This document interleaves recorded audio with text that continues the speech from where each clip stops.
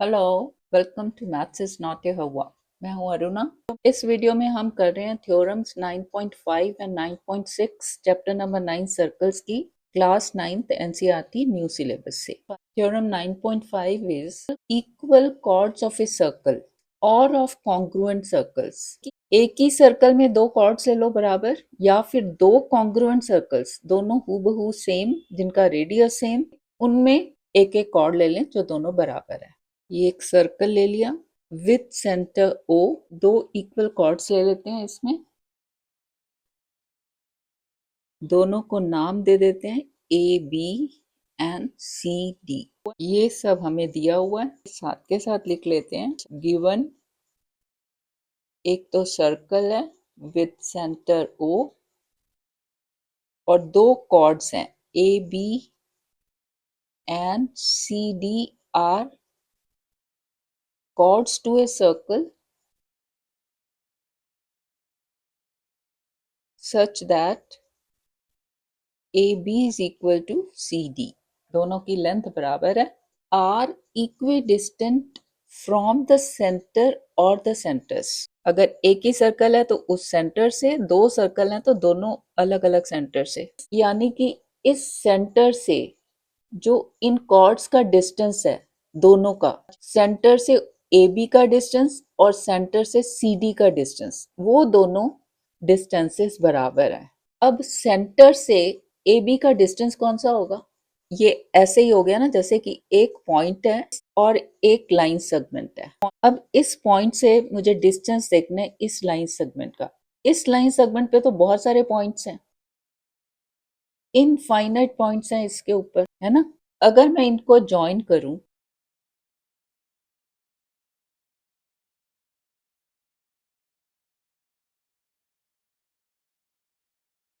ये suppose point P है और लाइन सेगमेंट है ए बी, और ये जो पॉइंट्स हैं कई सारे से, ये है L1, ये है L2, और उसके बाद ये वाला L3, ये L4 एंड सो ऑन, और ये जो बीच वाला एकदम सीधा, लेट दिस बी M। अब इस लाइन सेगमेंट पे ये P का डिस्टेंस B तक ये है, P का L4 से ये डिस्टेंस है, P का इस पॉइंट L3 से देखें तो ये डिस्टेंस है, तो M से देखें तो ये PM है, ये L2 से देखें तो PL2, L1 से देखें तो PL1। बट कौन सा डिस्टेंस है जिसको हम बोलेंगे कि this is the distance from P point two the line AB? वो होता है ये जो शॉर्टेस्ट डिस्टेंस है, जो कि परपेंडिकुलर होता है इस लाइन पे। ये देखो, ये जो PM है ये एक परपेंडिकुलर है AP पे। P से हम एक परपेंडिकुलर ड्रॉ कर दिया जैसे AB पे। अब ये शॉर्टेस्ट कैसे है? अब इस लाइन पे हमने सपोज ये L3 पॉइंट लिया और ये हमने ये P से ज्वाइन किया PL3, यानी कि ये वाला ट्राइंगल MPL3 ये राइट एंगल ट्राइंगल हो गया। यहाँ M पे राइट एंगल है, परपेंडिकुलर है ना PM ऑन AB। अगर ये राइट एंगल है तो सामने वाला तो हाइपोटेन्यूज है, और हाइपोटेन्यूज ट्राइंगल के बाकी दोनों साइड से, किसी भी साइड से बड़ा होता है, यानी कि this PL3 is greater than PM। ऐसे ही कोई भी और, चाहे PL2 ले लो वो भी PM से बड़ा होगा, PL1 ले लो वो भी PM से बड़ा होगा, PL4 ले लो वो भी PM से बड़ा होगा। यानी कि AB के ऊपर कोई भी और पॉइंट ले लें अदर देन M पे तो ये परपेंडिकुलर है ना PM, कोई भी और पॉइंट उसका डिस्टेंस P से PM से बड़ा होगा, यानी कि PM is the shortest distance. और शॉर्टेस्ट डिस्टेंस कौन सा होता है? जो कि परपेंडिकुलर डिस्टेंस होगा, ठीक है। यानी कि इस लाइन का डिस्टेंस इस पॉइंट से कौन सा हुआ? ये जो परपेंडिकुलर है, the length of this perpendicular, ठीक है। अगर किसी पॉइंट से मुझे किसी लाइन पर डिस्टेंस देखना है तो मैंने क्या करना है, उस पॉइंट से परपेंडिकुलर ड्रॉ कर देना है उस लाइन के ऊपर, ठीक है। अब हमें यहाँ पे देखना है distance from this centre O to the chord AB, तो हमें O से एक परपेंडिकुलर ड्रॉ करना है AB के ऊपर, ठीक है। ऐसे ही O से परपेंडिकुलर ड्रॉ करेंगे CD के ऊपर, ठीक है। और प्रूव करना है कि ये दोनों डिस्टेंसेस बराबर हैं। तो पहले परपेंडिकुलर ड्रॉ कर लेते हैं। यहाँ पे जो एंगल्स बन रहे हैं दोनों तरफ ये 90 डिग्रीज हैं। ये भी 90, ये भी 90, इधर से ये 90 और ये 90। अब प्रूफ क्या करना है, इसको नाम दे देते हैं m और इधर मैं दे देती हूँ n, कि ये जो ओ एम है बराबर है O N K. O M is equal to O N. कैसे करेंगे, ओ एम क्या है, एक लाइन सेगमेंट, ओ एन क्या है, एक लाइन सेगमेंट। यानी कि मैं दो ट्राइंगल्स ऐसे ढूंढ लूं जिनमें ये पार्ट्स हो, कॉरेस्पॉन्डिंग पार्ट्स। अब यहाँ तो मुझे कोई ट्राइंगल नजर नहीं आते, तो हम खुद से बनाने की कोशिश करेंगे। कैसे बन सकता है, अगर मैं यहाँ पे OB को ज्वाइन कर दूं और इधर OD को ज्वाइन करते हैं पहले, तो दो ट्राइंगल्स बन गए, OMB और इधर से OND, एक ये वाला और एक ये वाला। अगर इन दोनों को मैं शो कर पाऊं कि ये दोनों ट्राइंगल्स कॉन्ग्रुएंट हैं, तो CPCT से मुझे मिल जाएगा कि ये दो लाइन सेगमेंट OM बराबर है ON। इसको रब कर देती हूँ, दो ट्राइंगल्स बन गए OMB एंड OND। देखो नाम ध्यान से लिखना है, ओ दोनों में कॉमन है, फर्स्ट प्लेस पे दोनों आगे ओ। ये जो परपेंडिकुलर ड्रॉ किया ओ से ए बी के ऊपर वो है ओ एम, और यहाँ पे जो परपेंडिकुलर ड्रॉ किया सी डी के ऊपर वो है ओ एन, यानी कि एम को कॉरेस्पॉन्ड करेगा एन। सेकेंड प्लेस पे आया एम, तो यहाँ पे सेकेंड प्लेस पे एन, और बाकी बचा बी और डी। ठीक है, अब इसमें देखो क्या क्या हमें मिल सकता है। एक तो यहाँ पे हमने परपेंडिकुलर ड्रॉ किया, यानी कि दिस इज राइट एंगल। जब भी ट्राइंगल्स में राइट एंगल हो तो सबसे पहले कोशिश करो RHS अप्लाई करने की। RHS में क्या होता है, one right angle then hypotenuse और एनी वन साइड। ठीक है, यहाँ राइट एंगल तो मुझे मिल रहा है, इस ट्राइंगल में ये राइट एंगल जो एम पे बन रहा है ये बराबर है ये जो एन पे बन रहा है, यानी कि एक राइट एंगल मिल गया। नेक्स्ट देखते हैं हाइपोटेन्यूज। हाइपोटेन्यूज कौन सा होता है, ये जो राइट एंगल है इसके सामने वाली साइड, यानी कि OB, और यहाँ पे राइट एंगल के सामने वाली OD। क्या OB बराबर है OD? यस। क्यों? क्योंकि ये रेडियस है, OB रेडियस है ना, O centre, B is any point on the circumference, तो OB रेडियस है, ऐसे ही OD रेडियस, यानी कि हाइपोटेन्यूज भी बराबर। अब क्या चाहिए, एनी वन साइड। ये साइड देखें OM और ON, ये तो मुझे प्रूव करनी है कि OM is equal to ON, तो इसको हमने नहीं लेना।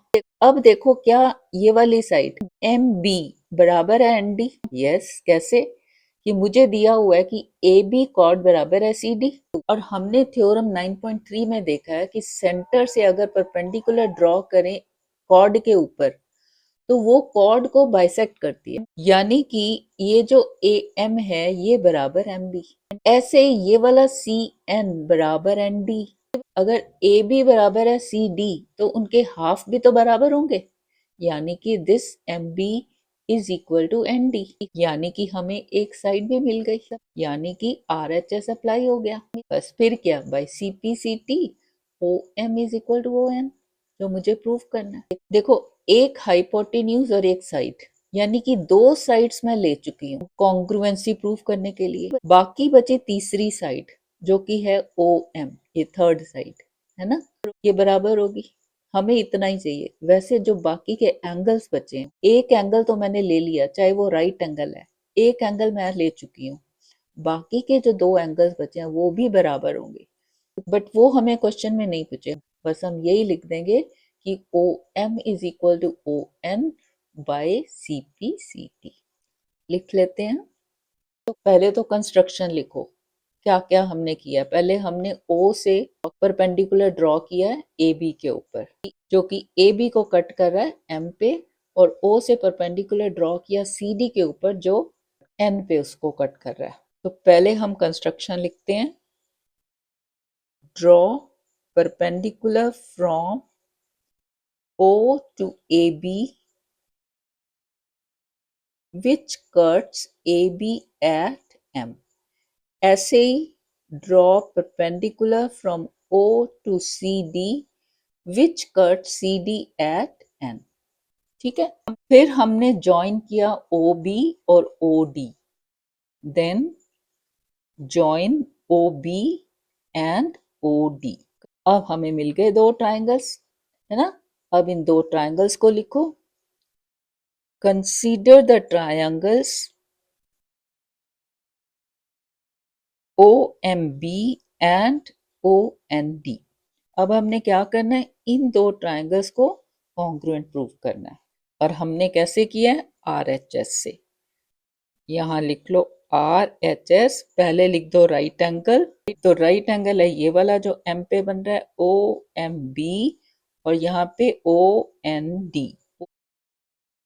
एंगल OMB बराबर angle OND y by construction. हमने कंस्ट्रक्शन ऐसे करी है।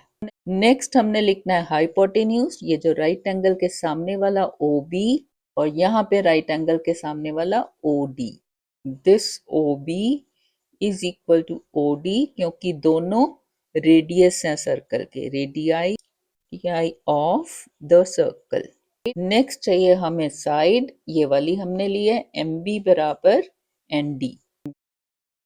MB बराबर ND क्यों, क्योंकि because AB is equal to CD, this is given, है ना, which implies half of AB is equal to half of CD, that is MB is equal to ND। इसको रब करती हूँ।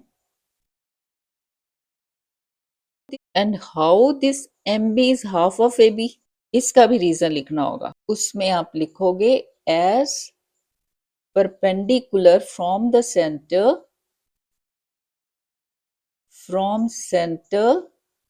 bisects the chord to a chord from the center bisects the chord। यही है ना theorem 9.3। 9.3 नहीं लिखना, state करनी है, ठीक है।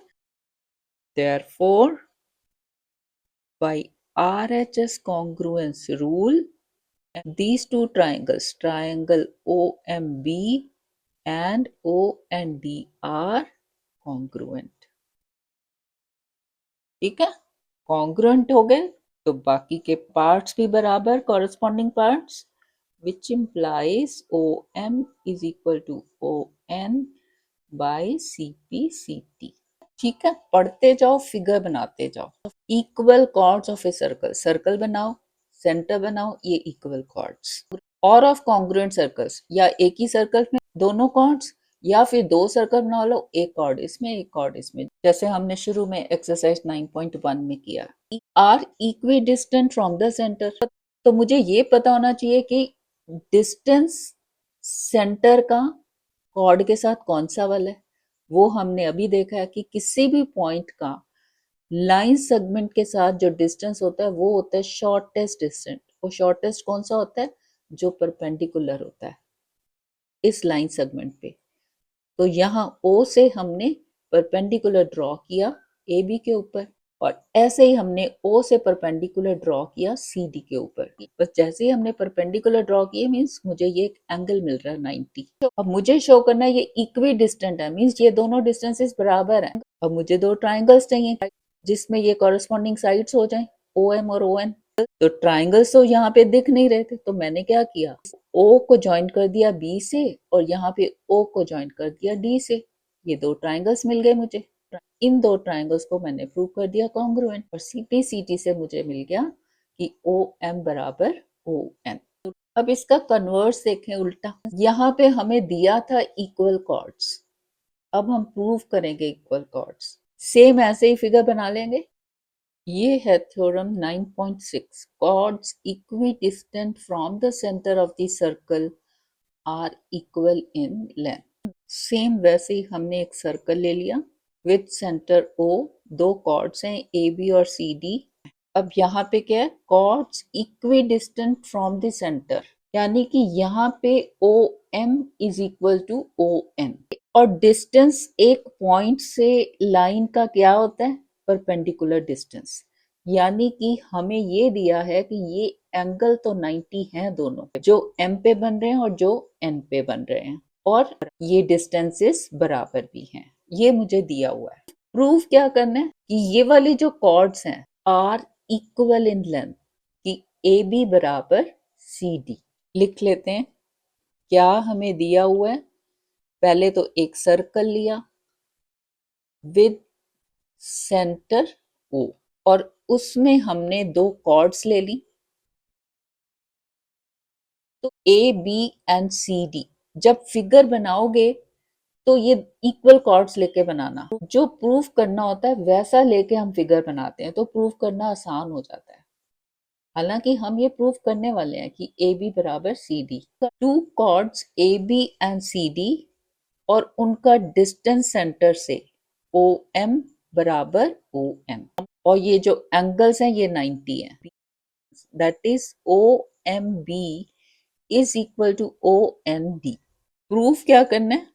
To prove that these two chords are equal, यानी कि ए बी बराबर सी डी। अब हमने ट्राइंगल्स के लेसन में क्या सीखा कि जो मुझे प्रूव करना है, जैसे यहाँ पे प्रूव करना है ए बी बराबर सी डी, ये दो ट्राइंगल्स ऐसे ले लूं जिनमें ये दो कॉरस्पॉन्डिंग साइड्स हों। तो यहाँ पे तो वैसे भी ट्राइंगल्स नहीं दिख रहे, तो ट्राइंगल्स हमें बनाने होंगे, कुछ कंस्ट्रक्शन करनी होगी। अब देखो, अगर मैं पूरा ए बी लेती हूँ तो मैं सपोज ए ओ ज्वाइन करती हूँ और इधर ओ बी, और यहाँ पे ओ सी और ओ डी। हालांकि ये करने से जो चाहिए वो नहीं मिल पाएगा, तो हम दूसरा मेथड अप्लाई करेंगे। बट अब ये देखो क्यों नहीं हम कर पा रहे। ये सपोज ये इधर मैंने ए ओ ज्वाइन कर दिया और यहाँ से मैंने बी ओ ज्वाइन कर दिया, ठीक है, और इधर से मैंने ओ सी ज्वाइन कर दिया और यहाँ से मैंने ओ डी ज्वाइन कर दिया। अब इन दो ट्राइंगल्स को ये ए बी ओ और सी डी ओ प्रूफ कर दूं कि ये कॉन्ग्रुएंट है, तब मुझे मिल सकता है कि ए बी बराबर C D by C P C T. But ये हम इनसे ना कॉन्ग्रुएंट प्रूफ नहीं कर पाएंगे। कैसे? देखो, हमें ये दिया हुआ है कि O M is equal to O N, यानी कि कहीं ना कहीं ये यूज होगा और तब हम जो आंसर पे पहुंचेंगे।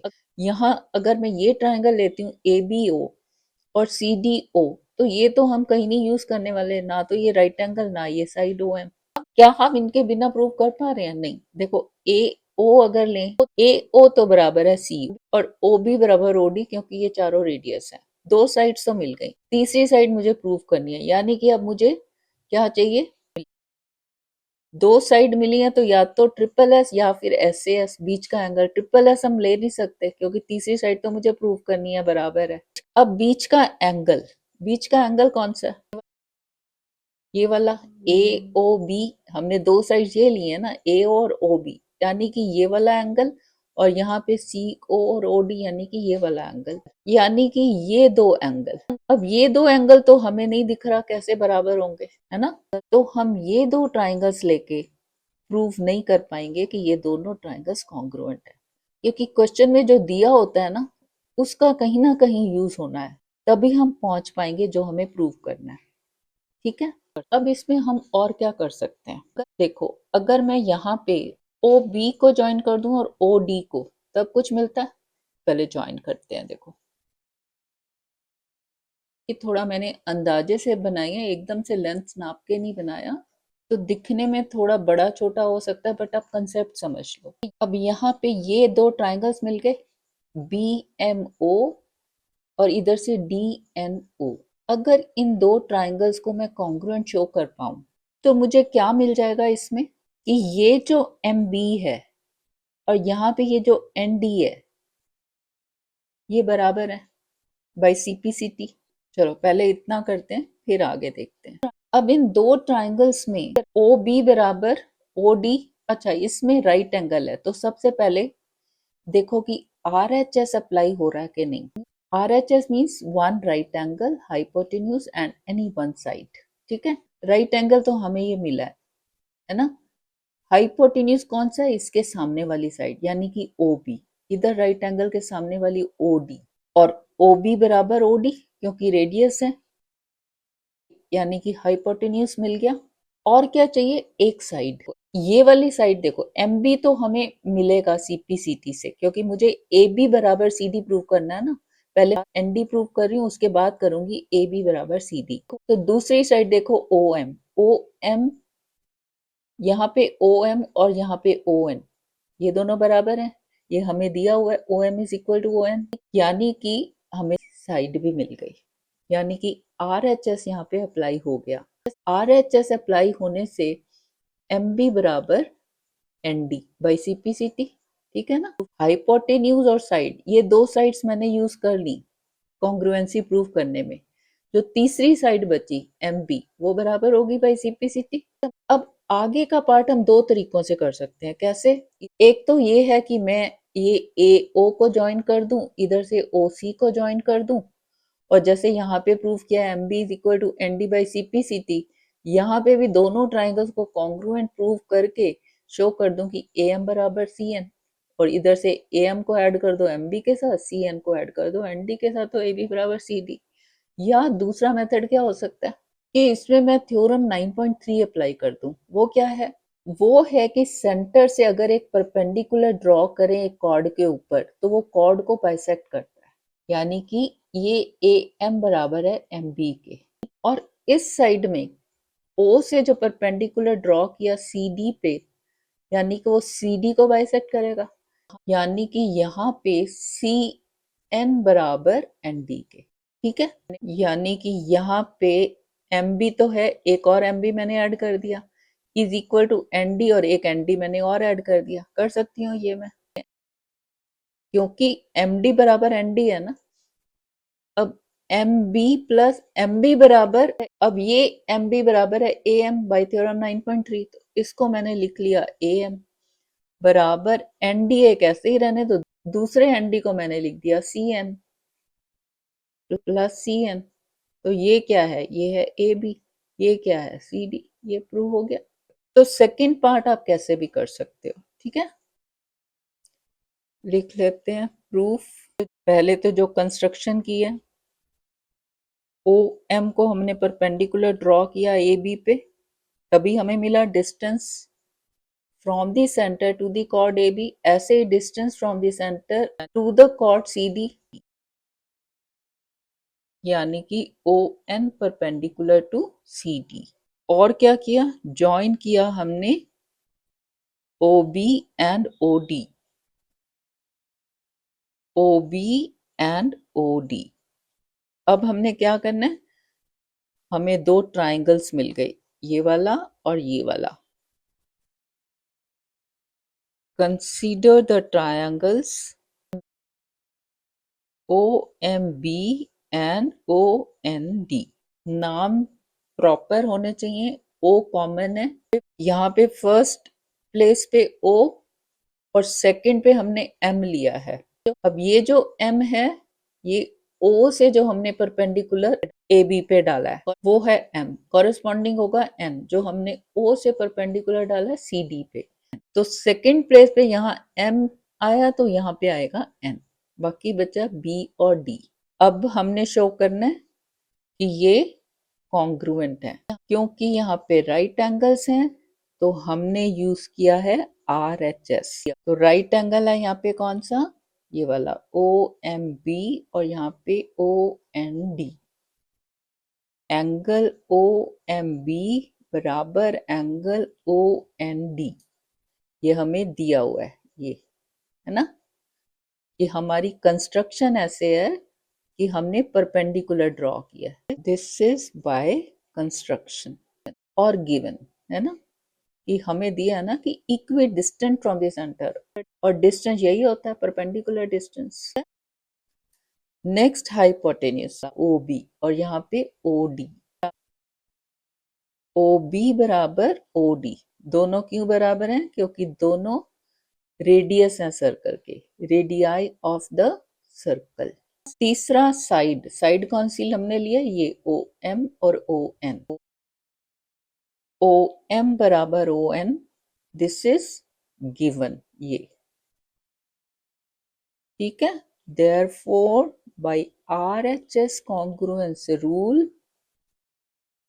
these two triangles OMB and OND are congruent, which implies MB is equal to ND by CPCT, corresponding parts of congruent triangles।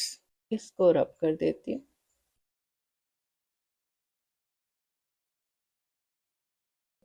Next A m is equal to M B by as, क्योंकि हमें theorem 9.3 नहीं लिखना, पूरा state करना है। As perpendicular from the centre to the chord bisects the chord. ठीक है, similarly यहां पे सी एन बराबर एन डी। अब यहां से आ जाओ, एम बी बराबर एन डी इंप्लाइज कि दोनों तरफ मैंने एम बी ऐड कर दिया, is equal to N D plus M B, which implies M B को ऐसे ही रहने दो और एक एम बी को मैंने लिख दिया ए एम। लिख सकती हूँ, ये है बाय 1 कर दो, यहाँ पे हमने लिखा है ना ए एम बराबर एम बी, तो इस एम डी को मैंने लिख दिया ए एम, यहाँ पे लिख दो by 1 is equal to N D को एज इट इज लिखो, ये एन डी है ना, अब मुझे चाहिए सी एन, तभी मुझे सी डी मिलेगा। सी एन, पहले तो एम बी को एन डी लिखती हूँ मैं, M B is equal to N D, इसको ए कर दो चलो। ठीक है, एम बी को मैंने लिख दिया N D by 1 and by A. ठीक है, दोनों से, विच इम्प्लाइज ये तो दोनों मुझे मिल गए A B is equal to N D plus N D, तो एन डी और एक एन डी को मैं लिख दूंगी सी एन, ये हमने लिखा है ना, यहाँ पे C N is equal to N D, तो यहाँ मैं इसको लिख दिया सी एन, इसको कर दो तुम 2, तो ये हो गया बाय 2, और एन डी और सी एन क्या है, this is nothing but C D, यही मुझे प्रूव करना है, A B is equal to C D. ठीक है, इस वीडियो के लिए इतना ही, फिर करेंगे एग्जाम्पल्स एंड एक्सरसाइज। वीडियो पसंद आई है तो लाइक कर दो, कमेंट करो प्लीज। Thanks for watching.